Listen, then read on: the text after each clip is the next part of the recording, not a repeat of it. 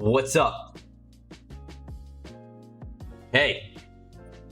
Alright, so today, this video is gonna be a juicy one, alright? So, as you guys should know, if you do play WoW for PvP, it is a game of knowledge. You need to know what everything does, because otherwise you're gonna lose, because you don't know what things do. So I took some time. I made a whole big list on offensive cooldowns that I look for from each spec, from each class, and going to try to briefly, I'm not going to go too far into this, don't want this video to be too long, but briefly go into what each one does and how, maybe like a tip to respond to it. All right. So this is useful for both healers, DPS, everybody, right? This is just general knowledge of all the things. If you're a healer, this is going to make your life a bajillion times easier because you're going to be able to easily respond to these cooldowns. And if you're not a healer, you're going to make your healer's life better, man. I tell you, I say this all the time on stream. If you guys have only played DPS, you need to play a healer, like an alt or something. If you play a healer just for a little bit, you become a better player. Garrett, it's just how it is, just how it is. You become more responsive and more aware of things. Yeah, big tip. All right. So let's get right into it. So I'm going to go through class the best I can, all these abilities. It's going to be a lot. I hope I get everything. If I don't, it's, you know, leave a comment. I'll try to get it. I was trying to get everything I could on here, and I'll try to explain each thing the best I can. So we're going to start off first with Death Knight. Okay, Death Knight, why I put A-Bomb Limb there is the most important. A-Bomb Limb Death Grip. Okay, regardless of their actual cooldowns, everything begins with the grips, right? So if you're not in range, they're going to grip you. If you're a healer, they're going to grip you first. A-Bomb Limb is that swirling garbanzo green stuff that just repetitively pulls you in. I think it's like once every few seconds or something like that, or just general death grip, right? So this is where everything starts from. If you can avoid getting grip from the beginning, or you're tracking grip, you're gonna be able to respond better. So like, let's say I know they have beginning of the game, you know they're gonna try to do this right off the start. I always try to place myself as far away as possible. If you're a melee, you can't do this, but you can just be ready to respond. So yeah, Death Grip and A-Bomb Limb is, you know, usually how all their damage starts. And as for Frost, if you're worried about Frost DKs, you have Blinding Sheet, or Sleet. Yeah. Okay, so typically what the Frost DK will do is they will grip everybody in, cast Blinding Sleet, you're disoriented for a few seconds, they just pop their cooldowns, Chill Shriek, and then they do that Sindragosa Fury, and it stuns you. Okay, so the reason I put this here is it's good to track this, because, you know, if they grip you without this, you're able to just get away. But if they do have Blinding Sleet up, they're going to grip, pop the blind, and then pop all their cooldowns into that. All right. And one thing I've done personally, I don't know if you could sneak into Fleshcraft, but something I do because of Night Fae is I can soul shape. So if I know they have grip ready to go and they're looking at me to grip, you can see that they're kind of moving towards me or something like that. I put my finger on this button already, and the second they grip, soul shape away, you can actually juke out this Blinding Sleet, which is pretty awesome. And you can do this with other abilities as well, I'm sure. But just remember, you're probably going to grip back in, but as long as you can avoid the blind, you know, it kind of ruins their setup.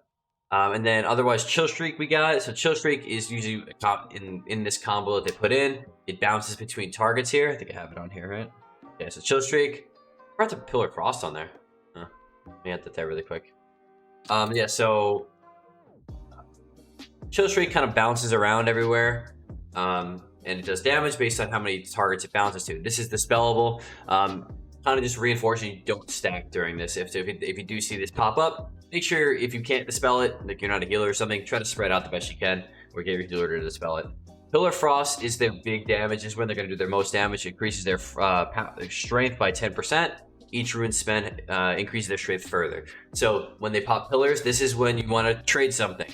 It's trade Barkskin, trade, I'm just referring to Druids because that's what I play, but, you know, use whatever you have for your class. Use a defensive, use a mobility to get out of there. Find something, a way to, you know, react to this. It's a game of trading cooldowns. You gotta, when you see something from them, you gotta use something reactively.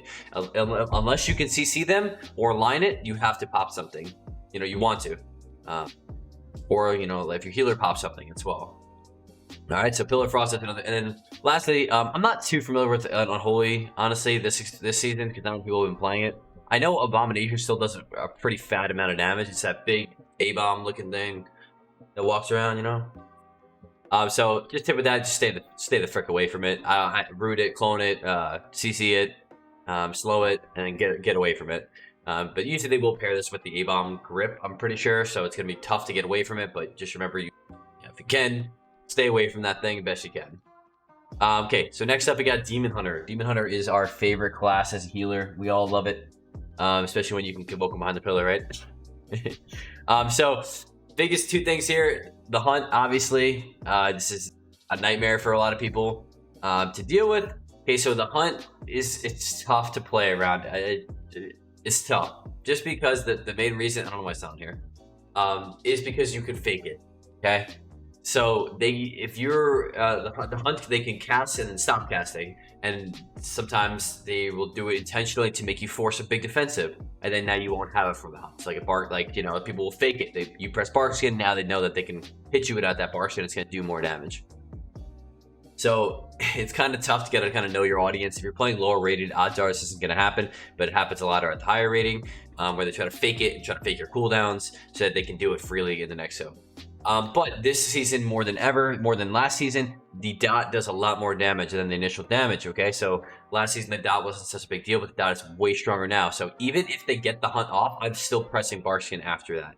I'm pressing a defensive to trade because that dot is going, especially if they manage to get the dot on multiple players on your team, it's going to really hurt. So to help your healer out, to help yourself out, if you are the healer, I would pop something proactively to make sure you can recover from that. And then secondly, Metamorphosis. This is a big one.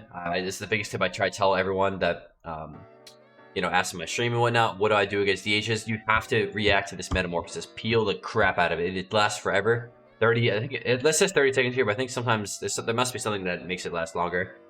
But basically, this is when they're going to be doing a ton of damage. I think they have Leech as well during this. So it's just not worth doing anything. Just CC it, root it, clone it, stun it, cheap it, fear it, bop it. I cracked myself up. But yeah, so basically CC the crap out of this, line it, do whatever you can to stop it, and then like even if you're not doing anything offensively, heal the crap out of this, and then you can go, because DHs are very squishy. The best thing they have is they have a lot of momentum with their damage. If they can keep the damage rolling, it's really hard for you to reverse the pressure and force them to play defensively. So I do my best to just literally just all my energy into peeling this Metamorphosis, because then after that I'll worry about, you know, reversing and CCing and trying to kill off of it. Okay, those are the two big ones that I look for Demon Hunter. Next up, we got Druid. So for Boomy, Celestial Alignment, AK, or if they're not running the Incarnation. Basically, they get the benefit of both their Eclipses. They do a lot more damage. If they're running Incarnation specifically, they get extra crit too. Okay, so this cooldown, when I see this cooldown, I'm not playing the game, man. I'm running away. I'm not playing the game at all. Okay, this is a 3-minute cooldown. It lasts 30 seconds. CC the crap out of it and or line it. Okay, this is usually paired with other cooldowns such as Convoke, maybe the Kyrian bonding, whatever the thing is called, the bond thing. It does a lot more damage. It increases their damage by 10%. Basically, this is pure, you know, usually comboed with any other cooldown they may have. So during this, be really careful if you're still playing in. Just be really careful and conscious. Maybe you get ready to trade a cooldown if they chunk your health, or just AFK it. You know, this is something you could just line and run away the whole duration. It's annoying for the heck. As the Boomy, I played Boomy. It's really annoying, but you know, that's how you play the game. It's trading cooldowns, right? Okay, next one, Fury of Elune. Not everybody runs Fury of Elune, but if they do, it's that beam that comes from the sky. It's like, you know, and usually when that happens, they gain a ton of Astral Power, and they use Astral Power for Star Surges. So typically, when you see that Fury of Elune coming at you, it's not the damage from that's scary. It does do decent damage, but it's the fact that they're going to be generating a ton of Astral Power over a short period of time. They're going to probably rapid fire some Star Surges. If they're Kyrian, this is really deadly. They pop, and it's all 1 minute cooldown, so they can root beam, Fury of Elune, and then pump some 3 or 4 Star Surges in a row, and it could really hurt. So just keep a lookout for that as well. And then as for Convoke and Adaptive Swarm, this is for both Feral and Boomy. Adaptive Swarm, just dispel whatever you can, man. If you have an opportunity, you're not worried about a shackle, you're not worried about a mind games, dispel it when you can. It's just going to stop their damage a lot, especially if a Feral Druid pairs, and we'll get to Feral in a second, pairs it with Feral Frenzy. As for Convoke, make sure you're tracking this. People may have the Convoke Legendary now, and where it's a 1 minute cooldown. So I have it tracked as 2 minute on here. I have it tracked as 2 minutes. But I'll always keep an eye if it's like it's past 1 minute on the counter. I'll just keep an eye out, make sure they might still have it. We don't know. And yeah, basically, if you can't line it, you can't kick it, you can't CC it, you gotta pop a cooldown immediately before it even hits you. You could be at 100% health, you gotta press something because this is gonna catch you by surprise. You're gonna get one shot. If you guys have watched my stream, I've been doing a ton of this. A ton of one-shotting with Convoke, and it's just absolutely wild how fast you can kill somebody. So you can't kick it, line it, CC it, you gotta be able to pop something immediately. Okay, and then for Feral Druid, just looking at Feral Frenzy. Feral Frenzy is a 1 minute cooldown. It's a big dot that, you know, they pair a lot of Necro Druids will pair this with Adaptive Swarm, and it just rots you down big time. All right, so this is something you got to make sure you're reacting to. When I see Feral Frenzy, I usually always try to dispel the Adaptive Swarm on that because that's a lot of damage. And then they also get 5 power points off that, and they can, you know, get another big bite off of that or something. So that's just kind of the cool to look for them. And then Berserk as well. Berserk, I feel like it's not that crazy anymore. I think they just have faster energy regen, so they're going to be doing more, you know, getting their dots up faster and whatnot. But it's not like a damage modifier, so it's not that's crazy. Just know that they're going to be, you know, casting a lot of spells. Okay, moving on next to Hunter. I'm gonna keep this moving. It's gonna be a long video. First up, BM Hunter, Bestial Wrath, and an Aspect of the Wild are the two big ones to look for. Okay, we all hate BM Hunters this season, even the people who play it. We all know, you don't have to say it. But thing to look for Bestial Wrath is when their pets get all big and red and they get all scary and stuff. Just know they do more damage. I don't think they're fearable as well. So trying to CC the pets, like I run Massive Tanglement against this a lot of times, and then you Massive Tangle the pets. Don't try to save the Massive Tanglement for Bestial Wrath specifically, so that you can heal them, or you could clone the pets. I mean, it's not always worth CCing the pets just because, you know, you still have the Hunter doing the damage as well. So just be conscious of that's when there's going to be more damage coming in, so you might have to play defensive or like pop a cooldown to counter that. And then the other one is Aspect of the Wild. This is something a lot of people notice, like a green leaf looking thing. You'll see, and it grants them 5 focus per second and 10% crit chance. So they're basically just doing more damage. Okay, so it's another thing to look out for. When they pop this, they're gonna be doing more damage than they normally are, which is already high enough, right? Okay, next, Marksman. So Trueshot Aura and Double Tap. Trueshot Aura on here? Not on here, huh? No way.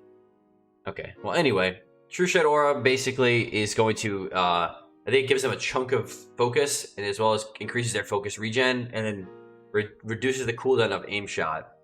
I think I'm right on that. I hope I'm right. Basically, they're going to be getting a lot more aim shots off and rapid fires off quicker. So just be ready for more damage. The bigger one you got to look out for is Double Tap. Double Tap is basically doubles whatever you're going to do. So if they aim shot with, it's like these 2 yellow, I can't believe I don't have it on here. 2 yellow bullets, it looks like.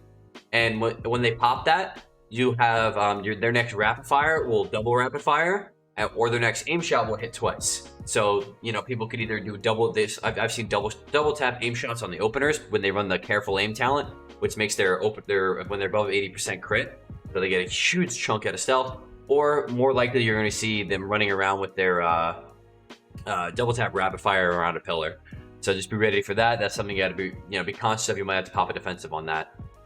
Okay, and then for Survival Hunter, Coordinated Assault. I know that one's on here. Coordinated Assault. Okay, here. If I track that myself, it's not a 20-second cooldown. It's a 2-minute cooldown. So the Hunter and its pet increase all their damage by 20%. This is they get like this red aura around them, like this Kaioken shit. So when they use that, they're gonna be doing 20% more damage. Just be on the lookout for that. You might have to pop some defensives on that as well. Usually they'll trap first and then pop this. I usually try to trade my trinket on the Coordinated Assault, if I'm in 2s, for example. If they trap me and Coordinated Assault's up, that will probably be a trinket trade for me. Okay, and then Aspect of the Eagle. This isn't a big damage one per se, but just know when they do pop this, they can be doing their damage from distance. They can do full DPS, like their melee rotation. From range, it makes the Rapid Strike or Mongoose Bite a ranged attack. Okay. Okay, moving along. Next up, we got Mage. Okay, so starting off with Arcane. Arcane Power is probably the biggest one because it just flat out increases their damage, 1.5 minute cooldown. This is something that is purgeable. And they will be doing a lot of damage with this, so just be careful with that. Either purge it, line it, CC it, pop a defensive. That's kind of the name of the game here, right? If you can't, if you can purge it, you can line it, you can CC it. That's great. If you can't, gotta pop some. Touch of the Magi. This is a newer one. I think I don't have it on this specifically. I have an icon over here though. Touch of the Magi. Okay. I know it's really small there, but if you can see that little blue icon on the left side of touch, that's what it looks like. Basically, this is like kind of like the old Touch of Death for Windwalkers, if you guys remember that.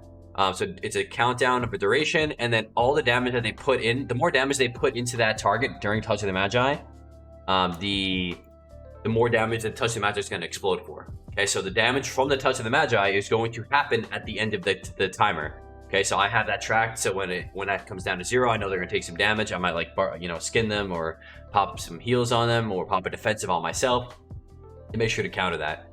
Okay, and then lastly, Arcaneosphere. This is another new one. This is that big old orb that they channel, and you can shoot through walls. A lot of mages combo this with Arcane Barrage, Touch of the Magi, Arcane Power, all in one, and just try to one-shot somebody. So just be on the lookout for that. So for this, if you kick it, just know if you do kick it, actually I think they changed that, right? The channel part.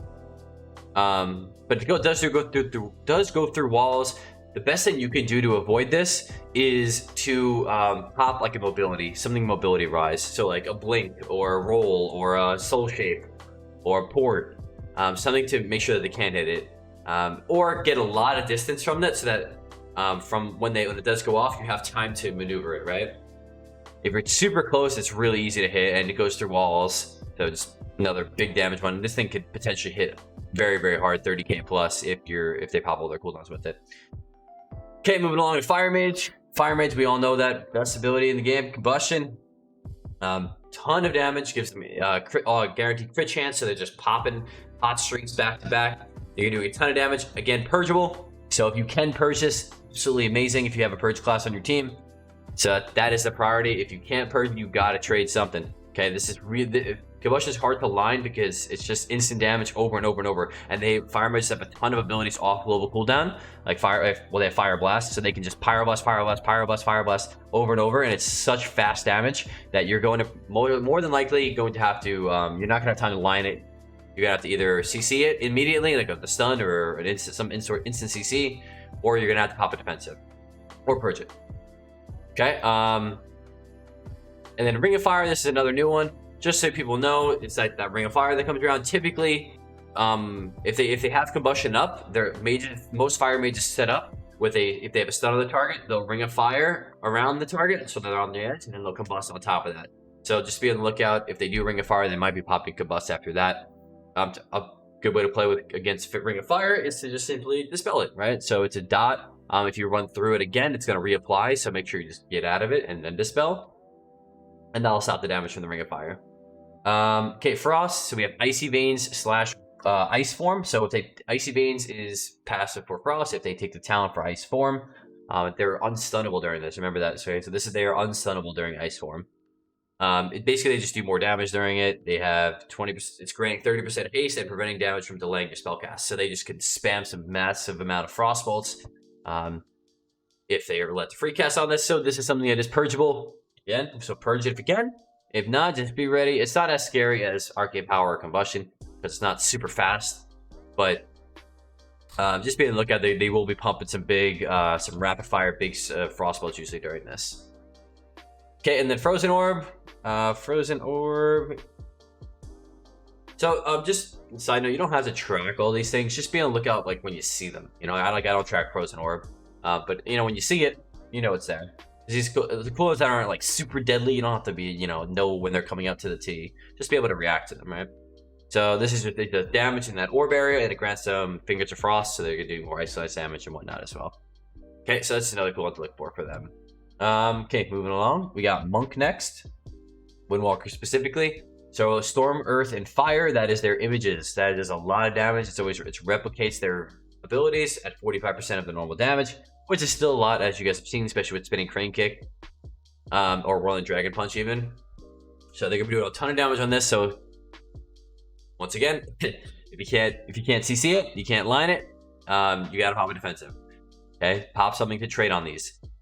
Just a side note with Windwalker specifically, their cooldowns are they have 2 charges of Storm, Earth, and Fire. Relatively short cooldown, so don't use everything in one. Okay, a lot of Windwalkers will use they'll use both charges back to back, so they're gonna have 30 seconds straight of cooldowns. So don't use everything at the start. Make sure you're using a little bit. See if you're good. If you're still dying, you gotta use something else. But try to use as little as possible so that you still have more to go, right? And then Serenity is a talent they can take that is it places Storm, Earth, and Fire, and it just does. They don't have images. They just do a flat increased amount of damage. They can chunk some 20k rise sun kicks left and right. They do a ton of damage, so definitely be on the lookout for that as well. That's when they're doing those massive sun kicks. Okay, next we have Weapons of Order for Kyrian. So Weapons of Order, for the next 30 seconds, their masters increase. So this is kind of a long duration, but they're just going to be consistently doing more damage during that, all right? So for that 30 seconds, they're going to just be on the lookout for more damage if they're Kyrian. And then I just put Bone Dust Brew on there for Necro. This isn't something you have to be too conscious of, but just so you guys know what it does, because a lot of Windwalkers have been going Necro, and people don't seem to know what it does. It's like a green spray that they put on. They throw a barrel and it pops. And it's looks like little poison on the ground. Whoever is in that gets a buff on them, and then the damage they do will be the chance to be replicated as shadow damage at a percentage. So when they do pop that, they will be doing more damage. Just so you know, it's like a 40-second. I think it's like 40-second cooldown. Might be wrong on that, but basically, when you see that, if they're Necro, that's when they're going to be doing more damage than they're doing normally. Okay, and lastly, Zwin. Zwin is obviously the big tiger, lightning tiger. Does do a lot of damage. So CC it if possible. That's the best option for it. CCing the monk doesn't do anything for this. You have to CC this one specifically. You can poly, root it, hibernate it, clone it, stun it. You can do whatever. Okay, so I would ideally, if you're taking damage with this, CC it if possible. I would try to hibernate, root, clone, whatever I need to do for it. Okay, and then that is it for Windwalker. Okay, so going on to second here. Okay, Paladin. So red Paladin specifically, again, we're just focused on DPS here. Big things to look for. Seraphim is the first one. This is a short cooldown here. It should remind me how many things I don't have tracked. Seraphim is a 45-second cooldown, increases their haste, crit, burst, and mastery a lot, by a lot. And they're going to do a ton of damage during this. This is a mini cooldown, okay? So you got to be conscious of this. Obviously, Wings you got to react to, but Seraphim is also a very strong cooldown. They can still chunk you in these. This is why people would say, he didn't even have cooldowns up. He killed me once he one-shot me without Wings. What the heck? It's probably because something like Seraphim and Final Reckoning, they have these other short cooldowns that are actually really strong outside of Wings. The problem is when they put all this together in Wings, that's when you just get deleted. Okay, so Seraphim is what it looks like. Make sure you're responding to that. I would CC it, line it, run away from it, kite it, do whatever you can for that. Okay, next, Avenging Wrath, that is Wings. Okay, they just flat out do 20% more damage. It's massive. Okay, so this is definitely don't play the game during this. This is one of the strongest cooldowns in the game, if not the strongest. You gotta, strongest would pair with everything. So this is something you gotta CC or kite or do whatever you can. I would not even fight. I would not do anything offensively during this. It's all about peeling. Okay, and then lastly, we have Final Reckoning. I couldn't find, it wasn't on here. I found it here, actually. Oh, here it is. Okay. So basically, it does like a splash of holy stuff on the ground, and then you get a debuff, Final Reckoning debuff. It looks just like this picture there. Okay, when that's up, you're going to be taking 50% more damage, from holy power abilities. So they pair this, and then they do final verdict with that, and they just chunk you. That's where you get those like 15+K final verdicts from. It's from Final Reckoning. So if we see Final Reckoning first, that's when those verdicts are going to come in that are that big. All right. Okay, and then lastly, Divine Toll. Divine Toll is basically an AoE judgment that hits everybody going around. Instantly casts Holy Shock, Avenger Shield or Judgment at up to 5 targets, and then it also does. And I think they could also run the legendary for this. I don't know if people are running this or not, where like every 30 seconds they'll shoot it out again. Just massive damage basically, because this is again paired. Rets they usually just pair every single cooldown together. So they pair all this with Seraphim, Wings, and Final Reckoning just for absolute massive damage all at once. Okay, going on to the next one, we got Priest. So Priest, for Shadow Priest specifically, Void Form is the first one. Void Form, I don't think it's down here, right? Just be on the lookout when they cast Void Eruption. Void Eruption if they're not, they have a talent for instant void form. If they're not running that, they will be casting Void Eruption first. After Void Eruption, they get Void Form, increases all of their damage by like 10% or 20% or something like that. So basically, they do more damage. And if they're running Void Volley, which is that thing that spews out of the Void Form, that's going to be happen the second he presses Void Form. Okay, so if you see Void Eruption, you know Void Volley might be coming next. Maybe you try to peace out a little bit, or be able to stop them. Okay, you can see them on Void Form, run away from the Void Form. That's when their biggest damage is coming in. Okay, Shadow Fiend Mindbender. This kind of applies to all pre-specs too. Shadow Fiend does a lot of damage. It's a 3-minute cooldown, and it chunks. And for disc and holy, or for disc specifically, it does a lot of healing as well. So I try to pull behind the pillar and CC it. To be honest, you can banish it, I would think, if you're a lock. But if you're not, like I run behind the pillar, I clone it or something, and then walk away. It does a lot of damage. So it does like 20k plus damage during the whole duration. And Mindbender is just a shorter cooldown version of that. It's a 1-minute cooldown. It's talent. When they have Mindbender, it looks like this little floating squid thing. It's not as deadly. You don't have to really overreact to it. Just so you know, I wouldn't really go crazy reacting to Mindbender. But Shadow Fiend, just if you can CC it, it's not the end of the world if you can, because it's damage over time. Power Infusion next. So Power Infusion basically just increases their haste by 20%. It's almost like a mini Bloodlust. They're going to do a ton of damage. It is purgeable though. Okay, and they can use this on their teammates as well. So this is something you want to purge, or just be able to react to. They know that their haste is going to be going really quick. You can maybe run behind a pillar to spell your dots, so your dots do less. Yeah, so purge it if you can. If you can't, not the biggest cooldown ever, because they actually still have to press their buttons, but just know that they're going to have a massive amount of haste.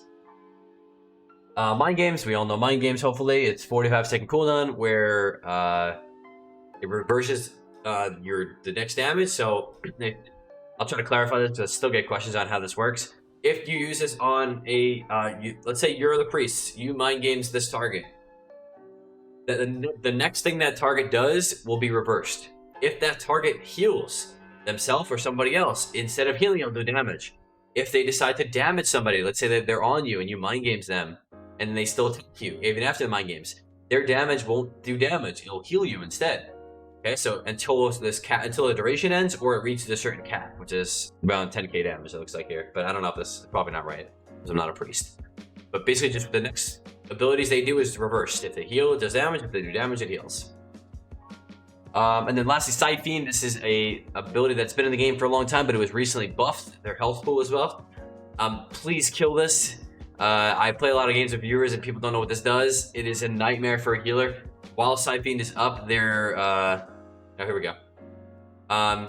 So it deals up to 1% total damage over every 1 second. It does 1% of their health, which is not the big deal.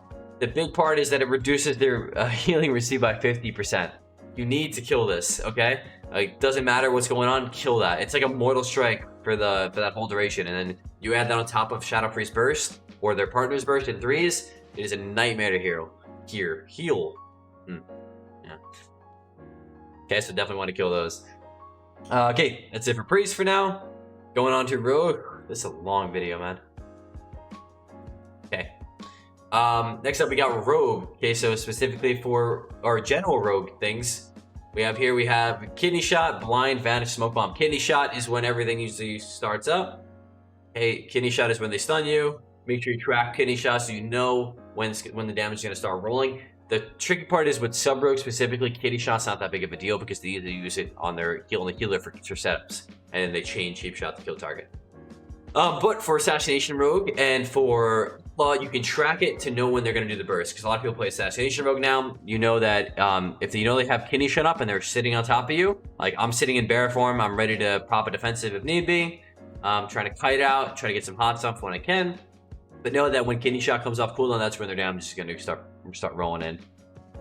Okay, and then Blind. Again, Blind's just a big indicator that damage might come. If it's, I talked about it in my Rogue Mage video a while back. Excuse me.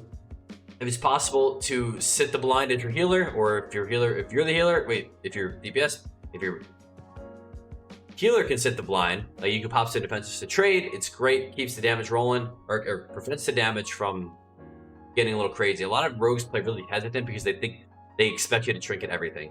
They expect you to trinket the Blind. They expect you to trinket the sap. If you can sit things, the rogues sometimes like hesitate and they'll like kind of just hop between both targets and actually not doing damage, which makes the whole blind worthless, right?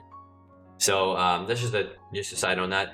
Vanish, there is a legendary, I think it's called like Master Assassin. I don't know what it's called actually, but basically they sometimes you will see rogues this, especially sub rogues, but you will see some assassination rogues running this as well. And they'll actually vanish offensively to re-get this buff. It's like a few seconds out of stealth, they get 100% crit chance. So assassination rogues will kidney the target, vendetta, and then vanish so that all of their dots during the vendetta are critting, or at least for the first few seconds of it, are critting 100% chance, and it does a massive amount of damage. It looks like these two little dagger looking things, gray daggers, that's what the icon looks like for that legendary. And then Smoke Bomb, again, Smoke Bomb is another indicator of damage. Make sure that you're trading cooldowns effectively on that. If you're in the Smoke Bomb as a DPS, you're probably gonna, if you can't get out, your healer can't get in, you're gonna probably have to trade something. For sub specifically, we got Shadowy Duel. Shadowy Duel is when they isolate that target, so only that target can be healed, or no, only that target can see the road. So it's like a 1v1. Okay, so this is usually I try to tell my DPS to save cooldowns for this during sub rogues. I'll try to do my best to save cooldowns in the Smoke Bomb, whether that be jumping in there, popping an NS, or do whatever I need to. And I try to tell them to hold their cooldowns for Duel, because Duel I can't help them. I can flourish through it, I can trank through it as a Druid, but I can't do anything else. So try to save their cooldowns for the Duel. Shadow Dance, that's just when they have their stealth at all times. It's pretty short cooldown, and I think they have 2 charges of it, unless they're running the 1 dance build, which is a lot more damage, burst damage. There's just no during this, they can cheap shot you whenever, they can sap whenever, they basically just do a lot more damage. That's their burst windows. When they don't have Shadow Dance up, they're really not doing much damage as a sub rogue. Okay, and then lastly we have Shadow Blades. So during this, they generate additional combo points and deal 50% additional damage to Shadow. Basically just a lot of damage, 3-minute cooldown, it's fatty. This is worth trying to trade cooldowns for, okay? So if they you know, he cheap shot you around a pillar or kidneys you around a pillar, pop Shadow Blades, might be worth the trinket there. We'll see, you know? Okay, and then as for Outlaw Rogue, we have Adrenaline Rogue, which is, or people call it AR. This just is increases their energy regen and their attack speed. They're just doing a lot of damage very fast. Yeah, I mean, Outlaw Rogue you really rarely see, but just know that when they have General Knowledge up, that's going to be when there's going to be some increased damage coming in. And then the Killing Spree, I don't even know if everyone runs this or not, but they just do a teleport around. This was a big ability back in the day. It did a ton of damage. They just teleport around and they just start doing damage. Just know when you see them teleporting, might be worth a cooldown trade. And then lastly for Assassination, we got Vendetta. Vendetta is a 2-minute cooldown. Basically just increases all their damage. So make sure that during this is something I'm always trading on. This is a ton of damage, especially when you pair it with Hemotoxin, which is that big healing reductor that rogues have. They kidney shot, bomb, Vendetta, Hemotoxin, incredible amount of damage, really hard to heal. So this is something that's worth trading defensive on for sure. All right, that's it for Rogue. 3 more. See, just 1 second. Okay, so next up we got Shaman. One take, you already know. Okay, Enhance. This is a tough one to track, but Doom wins, man. Doom wins. Every 1 minute, this is a freaking massive amount of damage. When you see, you know, on your death log where it's like Wind Fury a bajillion times and you died in 1 second, a lot of it's Doom wins. It's a 1 minute cooldown. It's like a charge, and then their next Wind Fury totem will pop Doom wins on them, and they're gonna do a massive amount of damage. So I'm always trying to prep the Doom wins. I have this thing timed down. When I see this trick ticking down the last 5 seconds or so, I'm pre-hotting my target. I'm, you know, letting them know maybe if I'm in voice, you know, Doom wins is coming up. Get ready, you know, every single time. It's got a lot of damage to react to. And then secondly, Ascendance is a 3-minute cooldown, much longer, but they're gonna pop a ton of damage with this especially if they pair this with Doom wins. Ridiculous damage, worth CCing, worth popping a defensive for. 3-minute cooldown, worth the trade. Okay? Any 3-minute cooldown in the game is worth the trade. And then for as for Ellie, Stormkeeper and Sky Fury. Sky Fury is just a basic totem, but just know when Sky Fury is out, you know, damage is going to be increasing. Stormkeeper is it's a cast. When they finish the cast, they get a buff, and then with that buff, their next lightning bolts are instant, and they do more damage, 150% more damage. Okay, so when you see this buff on them, I like to just run away. If you can't kick it, just run around the pillar until it's done. I think it lasts for, doesn't say how long on here, but it lasts for like 10 seconds or so. Just run around. I just run around the pillar and line the whole thing. Makes your life a lot easier. Because if they get these off, it's going to be a ton of lightning bolt damage. This is how you get the really big lightning bolts off. Okay, moving along to Warlock. We have Affliction first. We have Dark Soul, which is just a flat increase in haste, I believe. 30% increase in haste. So purgeable again. Spell stealable if you have a mage on your team. How haste affects locks is it not only increases their cast time, but it's going to increase the ticking of their dots. So their dots are going to be doing a lot more damage during this. So if I see Dark Soul up, I'll try to run behind a pillar and dispel myself the best I can, if possible. So it's always worth it. You know, people always ask me, when do you dispel UA? During cooldowns. So that's the best time to do it. If it's not going to kill you, of course. Start doing Dark Glare, which is the next one, as well as Dark Soul. Dark Glare increases, it does damage, it starts shooting beams at you, and it does more damage based on how many dots you got on you. So if you have a ton of dots on you, where is it? Here we go. If you have a ton of dots on you, it's going to start doing more damage. So if this Dark Glare is on me and I can't line it or I can't stop it, I'm going to dispel myself on it. That it doesn't do as much damage. Okay, Death Bolt. I don't have this on here. Death Bolt is a bolt that I've seen some crazy stuff this season with. I got hit by a 51k one, or my teammate did, and it was kind of wild. But it's based on how much the duration of your dots. So it basically takes all of the dot damage that would have ticked down and kind of compiles it all into one bolt and then shoots it. So I've seen, you know, Aflocks, they do Dark Soul PI with all their dots up, and then they Death Bolt somebody, and it just absolutely annihilates them. And it's such a fast cast because they have such tremendous haste anyway at that time. So I'll just look out for that as well. Death Bolt's pretty big damn for Aflocks if they have that. For Demo Lock, we have Tyrant's just the big one to look for. So when they cast their Tyrant, they just start shooting these bolts at you that absolutely chunk you. So definitely worth a trade if you can't line it. This is usually easier to line. You can kick it first of all. You can kick the Tyrant itself. You can CC the Tyrant itself, or you can just line it. Okay, one of the easier cooldowns to react to. Just definitely worth reacting though. It's a lot of damage on top of all the other pets doing damage. And when they pop Tyrant, all of their pets are going to be doing more damage as well. So just be, you know, when they pop that, if they do get the Tyrant cast off, it's not only the Tyrant doing more damage, but all the pets are doing more damage.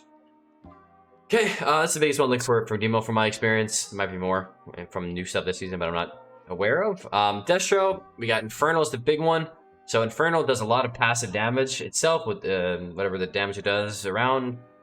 And then if they're running, I don't know if that the Soul Shard thing is still a thing, right? Generating Soul Shard every fragment. I don't know if it's still a thing, to be honest. I should have looked this up. But how it used to be was like every bolt that every Soul Shard that they spend during Infernal increases their damage of all their damage by X amount. And then if they get a lot of stuff off, that's when the cast bolts get really big. During Infernal, cast bolts get stronger. Basically, just line the Infernal. You can kill the Infernal. You can if you don't want to stack everybody behind a pillar with all the Infernal, just make sure you're killing it if that's the case. Okay, Dark Soul, again, similar to Aflock. It's purgeable, and definitely worth trading cooldowns. If they stun you and you have no trinket, they Dark Soul bolt you. That is probably a defensive trade or a trinket trade. Okay, worth stopping that. It's not haste, it's mastery, I think, or crit. Yeah, crit. And crit increases your cast ball damage, because cast ball always crits. So if you have the higher crit chance you have, the more damage cast ball it's going to do. Okay, Havoc, just know this is a shorter cooldown. This is a curse. You can decurse it. Mages, Shamans, Druids can decurse it. When they have this up, they're going to be hitting both targets. Usually they'll Havoc double coil into Chaos Bolts, because now they can Chaos Bolt 2 targets at once, because they got rid of the focus cast talent. So when this is up, they're going to be hitting both targets at the same time. So it would either the Havoc target can line, because if you're out of line of sight, that it won't hit the Havoc target, or you can just decurse it. Okay, worth looking for that. And then lastly, Bonds of Fel. This isn't that crazy, but I just want to put it out there because it's a new spell. Puts a circle on the ground, and then it slows you inside there. The second you walk out of that circle, you get hit by almost like a mini Chaos Bolt. It does like 7 to 10k, sometimes crits more than that if you have cooldowns up. Just know if you do walk out of that, you're gonna take a nice little chunk of damn. Especially if they pair that with they'll Bonds of Fel coil you, so you have to walk out and then Chaos Bolt you at the same time. So it's like almost get hit by 2 Chaos Bolts in one. Okay, and then last but not least, Warrior. We have first Warrior basically to look for is Warbreaker is a big one. Okay, Warbreaker's on here somewhere. Okay, so basically increases all of their damage to you by 30% if they use whoever they use it on. So it's like a gold colossal smash. So when they use this, all of their damage for the next 10 seconds is going to be 30% stronger. Okay, just be on the lookout. You know, this is a short. Whenever you have these cooldowns that are less than a minute, you know, you don't want to overreact, but you want to be, you know, conscious and aware that they are there, so that you might have to trade. Like if you're low health, you're at 20% health, then they press Warbreaker, then it's a trade, right? But if you're at 100%, they press Warbreaker, maybe not a trade just yet. And then they usually pair this with Avatar. Avatar gets them out of roots, and it just flat increases their damage. Yep, by 20%. So they add the 20% plus the 30%. It's not additive, but this is gonna do a lot of damage with these in these windows. And then the Spirit Bash is another one to look out for. I track this myself because this is a pain in the butt if multiple people get caught in this to heal through. Just know, I think you can feign death out of this if you're a hunter. You can fade out of the greater fade out of this if you're a priest. I think that's the. I'm not sure if there's anything else you can get. I think you can gate out of this as well if you're a warlock. Not aware of everything, but I know for sure, for a fact, you can get some of those. You can get out of those. But basically during this, they're probably spear and then hop with their cooldowns and start chunking everybody at once. I always trade stuff. If I'm as a druid, I always pop stuff in Spear Bastion because it's a pain. Especially if they're on the legendary where it's 8 seconds, they pop Warbreaker inside of that. It's really, really tough to heal. So I always trade on Spear Bastion myself as a druid because I just get wrecked. And speaking of wrecked, we got Recklessness for Fury Warrior. So I think I'm not too aware of Warrior at all, but I just know Recklessness is their one cooldown that they have, increase their rage regen, and then granting them 20% increased crit chance. So during Recklessness, they're going to be chunking. I don't know if there's anything else to look for Fury. I really haven't played enough of it or played against enough of it, so I'm not too sure. Maybe you guys know something about Fury, but I've just been responding to Recklessness. That's what I'm looking for. Okay, only 40 minutes, but there you guys go. I hope you guys, if you did stick through this whole thing, you're an absolute champ. But hopefully you got something out of this, whether from one class or another. I appreciate you guys being here to watch. Make sure you guys sub it and like the video. If you liked it, check out the stream and Marcus on Twitch. And I hope you guys see you in the next one. Leave a comment if you have a question. I'd be happy to answer.